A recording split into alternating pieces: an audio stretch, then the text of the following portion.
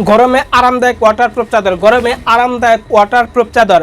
আপনার ঘরে যদি ছোট্ট সোনামণি থাকে, বৃদ্ধ পিতামাতা থাকে, যারা বিছানা থেকে উঠতে পারে না, বিছানায় পস্তা পায়খানা করে, তাদের জন্য একটি হলো দরকার এই ওয়াটারপ্রুফ এই চাদরগুলো।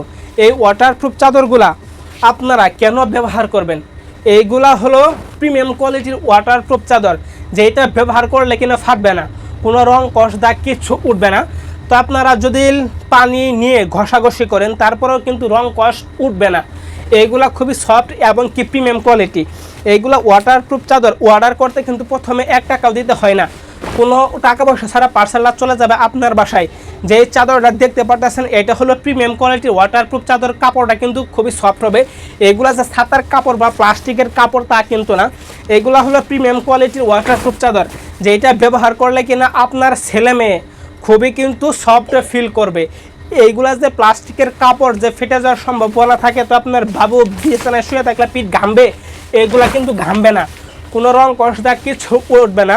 এইগুলা ওয়াটারপ্রুফ চাদর কিন্তু আপনি 2 থেকে 3 বছর ধুয়েও ব্যবহার করতে পারবেন।